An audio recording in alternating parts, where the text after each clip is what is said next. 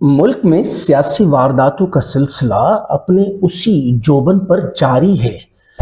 पाकिस्तान की default story के बारे में थोड़ी सी बात करेंगे। लॉन्ग मार्च को थोड़ा सा उसकी डिटेल्स पे भी बात करेंगे कि कल लॉन्ग मार्च का पड़ाव कहाँ था।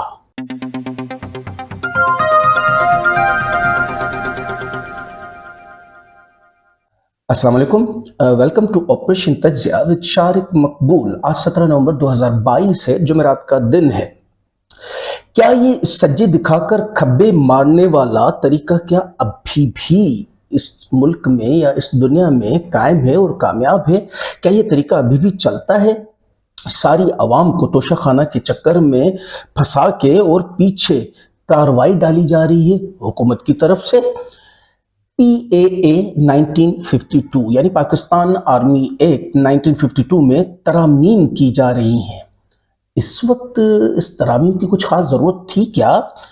पाकिस्तानी आर्मी एक्ट के सेक्शन 176 के ज़ेली शिक 2A के मौजूदा मतन में री अपॉइंटमेंट के बाद लफ्ज़ रिटेंशन डाला जा रहा है, यानी री अपॉइंटमेंट को चेंज करके रिटेंशन यानी कंटिन्यू कर सकता है। वो री अपॉइंटमेंट एक बड़ा प्रोसेस होता है। उसमें पहले ये हुआ करता था कि ये एक समरी आती थी, वो जो कैबिनेट से मंजूर होकर फिर सदर पाकिस्तान और सेनेट और मकसद एक लंबा चौड़ा प्रोसेस हुआ करता था।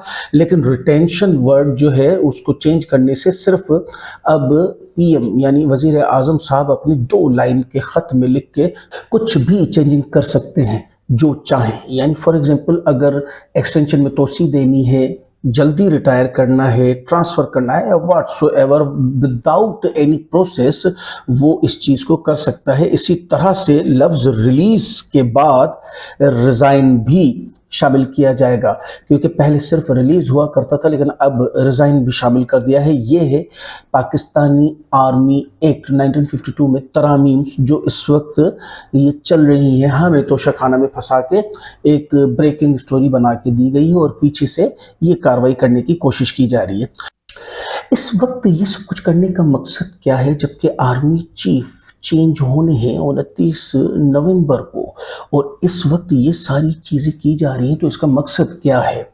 ऐसे वक्त में जबकि पाकिस्तान में अस्करी क़यादत में तब्दीली का वक्त करीब आ रहा है, हुकूमत पाकिस्तान आर्मी एक्ट 1952 में अहम तरमीम करने पर गौर व खोज करती नज़र आ रही है, जिससे किसी भी उम्मीदवार की एक सदा नोटिफिकेशन के ज़रिए तैनाती और तकर्रुर का अख्तियार वज़ीर आज़म को हासिल हो जाएगा और इस सिलसिले में पेचीदा आईनी कार्रवाई से गुजरना नहीं पड़ेगा। डॉन अखबार अपनी एक रिपोर्ट लिखता है, मैं उसको थोड़ा सा आपको पढ़ के बताना चाहूँगा कि रिपोर्ट के मुताबिक मुतअद्दिद कानूनी तब्दीलियों से मुतालिक समरी काबीना की कानून साजी के मामलात से मुतालिक कमेटी CCLC के सामने पेश किए जाने के लिए तैयार है, जिसकी वजारत दफ़ा ने गुज़िश्ता माह मंजूरी दी थी। बाद अज़ां मुसवदे को मुजवज़ा कानून साजी के लिए पार्लियामेंट में पेश किया जाएगा। यानी सब कुछ अपनी मर्जी के ऐन मुताबिक चल रहा है।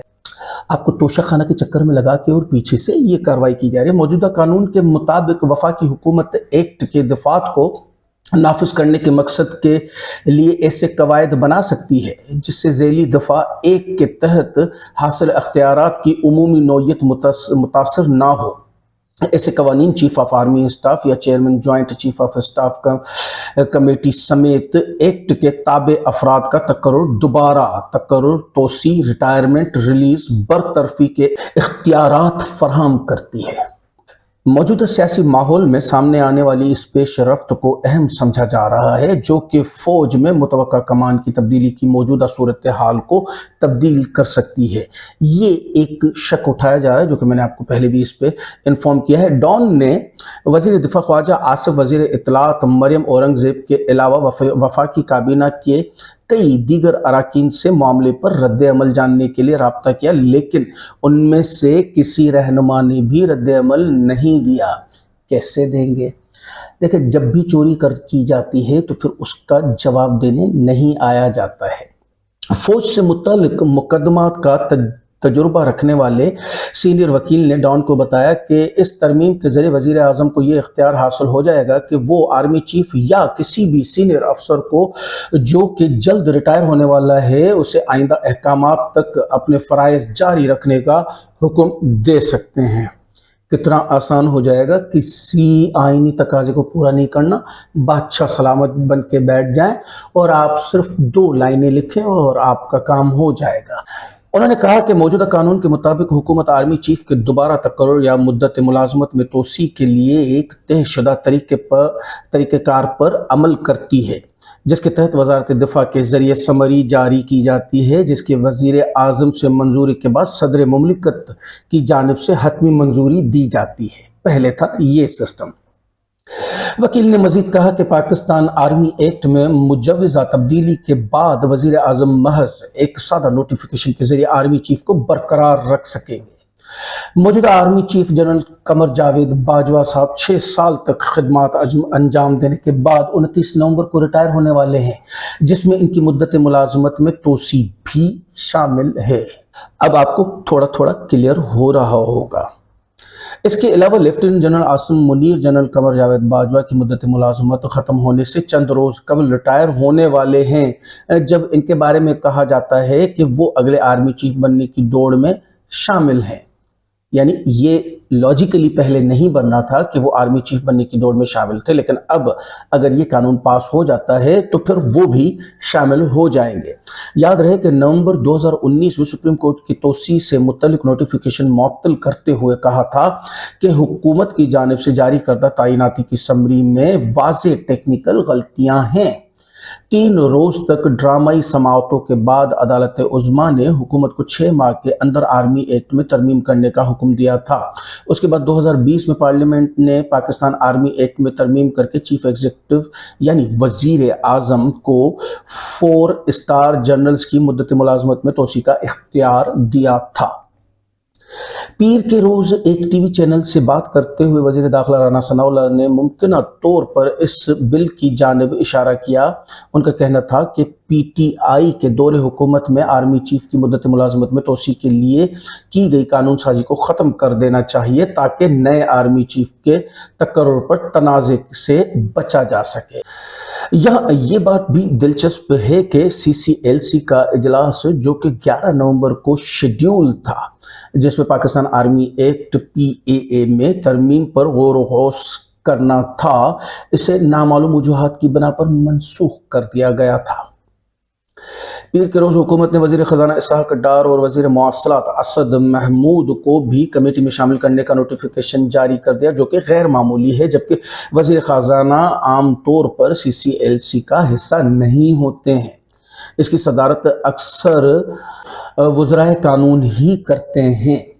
अब इसमें आप ये देखें कि 2 नंबरियाँ कैसे जारी हैं कि वजीर मवासलात और वजीर खजाना भी इसमें CCLC में शामिल किए जा रहे हैं।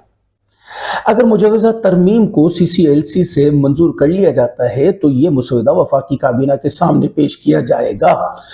अब इतना कुछ ये इस वक्त आपके पीठ पीछे चल रहा है, जो कानून की तरामीम कहलाई जा रही हैं।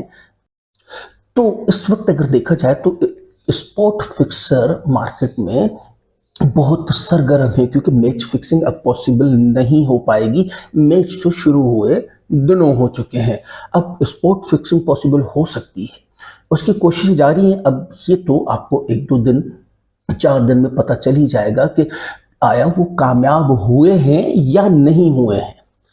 एक अगली स्टोरी की तरफ चलते हैं, पाकिस्तान की डिफ़ॉल्ट स्टोरी। डिफ़ॉल्ट स्टोरी में मैंने अपना एक व्लॉग किया था, आप इस वक्त उसका बैकग्राउंड देख सकते हैं। वो तकरीबन 1 महीने पहले मैंने व्लॉग किया था, उसमें पूरी मैंने डिफ़ॉल्ट की स्टोरी आपको बताई थी। उसमें कुछ नई डेवलपमेंट्स हुई तो मैंने कहा आपसे वो भी शेयर करते चलें कि ट्रिब्यून ने एक खबर कोट की है कि इस वक्त पाकिस्तान के डिफ़ॉल्ट के चांसेस कितने हो गए हैं। उस हिसाब से अगर हम बात करते हैं तो थोड़ा सा हमें पीछे जाना पड़ेगा कि इमरान खान साहब के टेन्योर में 5% पाकिस्तान के डिफ़ॉल्ट के चांसेस थे।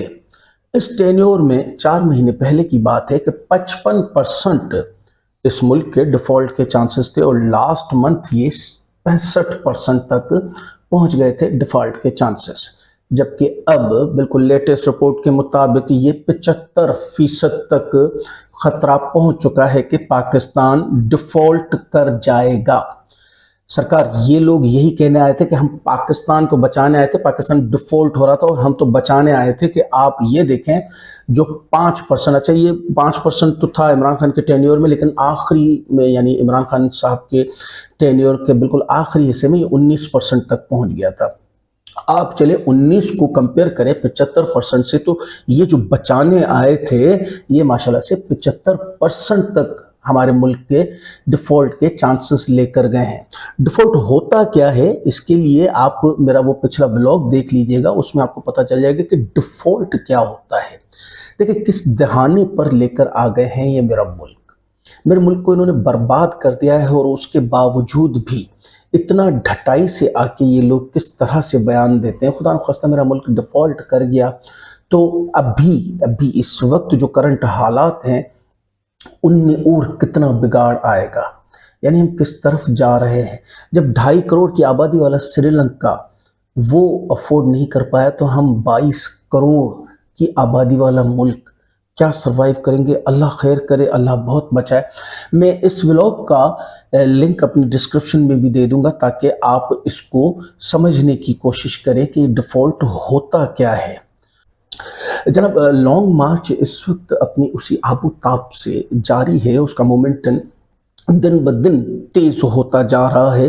कल जहलम में लॉन्ग मार्च का पड़ाव था और बेइंतहा आवाम थी। शेख रशीद साहब का कहना है कि 20 या 21 तारीख को, यानी आज से ठीक 4 या 5 दिन के बाद ये लॉन्ग मार्च पिंडी पहुंच जाएगा, और शायद वो पिंडी पहुंच के ही आखिरी दीवार, वो आखिरी धक्का जो है दीवार को, गिरती हुई दीवार को आखिरी धक्का देने आएंगे।